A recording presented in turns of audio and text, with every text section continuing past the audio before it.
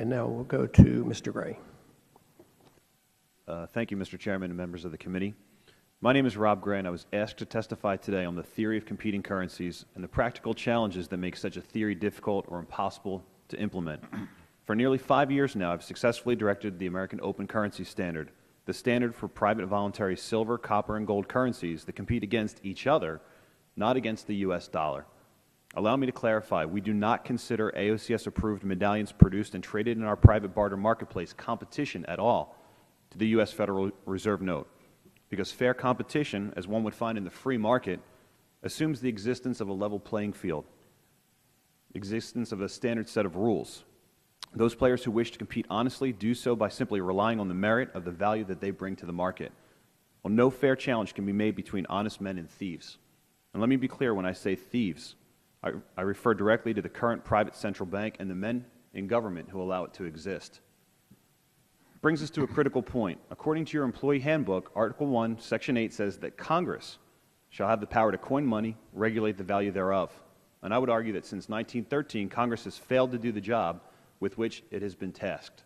In the free market, since our inception, the Open Currency Standard has enjoyed nearly 5 years of growth and success, and our mission of issuing a means that allows valuable exchanges among men who produce. In the next 5 years, we expect to expand our offerings and to increase our ability to keep up with the demand for our private currency. We are doing the job today that Congress would not. But back to theory. The use of community currencies here in the U.S. became popular back in the early 1930s. You see, at the time, the theory was that a group of the world's most powerful men were intentionally and systematically removing currency from circulation, creating artificial scarcity of money across the country. Small cities and towns felt it worse than anyone, but life did go on.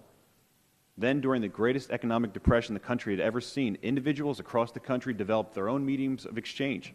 They still needed things like food, clothing, daily essentials. They still needed to live, and they didn't have time to sit around and wait for the government to fix the problem. And so, according to historical records, thousands of community currencies were created, circulated, and traded in places where the scarcity of dollars was interfering with humans' desire to live. Individuals took it upon themselves back then to secure the means for their own survival and potential prosperity.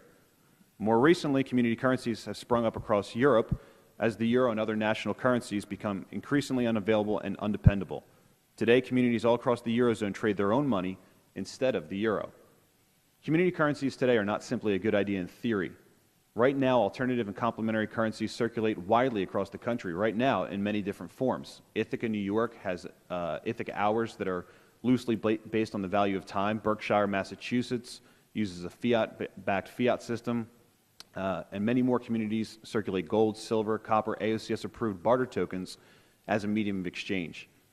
As for the practical challenges in the issuance and circulation of complementary currencies, there are plenty. In a voluntary system, those that participate in the trading of private currencies must deal with the possibility of counterfeiting, fraud, scarcity, acceptance, accounting, storage, and other issues, all without the luxury of Big Brother holding a gun to anyone's head to ensure their success. But even with all these risks, the market still moves on. As in any free market, good ideas circulate with success, and bad ones eventually fade away. Participants voluntarily choose to accept and circulate the highest quality currencies in exchange for their best production. Merchants accept complementary currencies based on the premise that someone else is willing to do the same thing later. Issues arise and are worked out by the market with only one light to guide them: the mutual exchange of value. No guns, no laws, no force, just the willingness to think outside the box and act on principle. Complementary currencies are not new in theory or in practice. Private currencies circulated long before governments erected themselves to interfere. What's new, however, is the public's apathy towards the government, the Federal Reserve, and their policies. You've managed somehow for the last 100 years to convince the citizens of this country that you're relevant. But now, just recently, we're beginning to see the tides change on this, and once it catches on, you'll be rendered completely obsolete. The greatest hurdle you'll face over the next 100 years is trying to convince we the people that you're still necessary, in spite of their failures to get the job done. Sure, some will rely on you for handouts. It's what they've always known their entire lives, and they'll be slaves right up to the point of their own destruction. But they don't know any better, and I don't blame them for their ignorance. In the future, you'll not have to worry about million-man marches or citizen journalists trying to catch you on camera. What you need to fear is no one paying attention to you. The next American Revolution will be fought with not with bullets and bombs, but instead it will be one with the opposite consciousness. To that end, I'm here today to propose a solution. My understanding of this committee is that you want to be part of the solution. You want to believe that you're doing something good for the country. And so today, the greatest gift that you can offer to the people that you clearly represent, not to the legislature, but directly to the public, is what I call IR 1207, Individual Resolution 1207, commonly referred to as Ignore the Fed. Store your wealth in silver.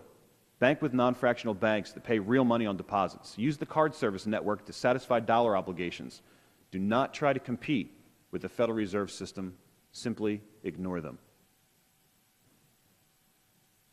I ask you to leave the Fed their Federal Reserve notes and leave us our gold, silver, and copper.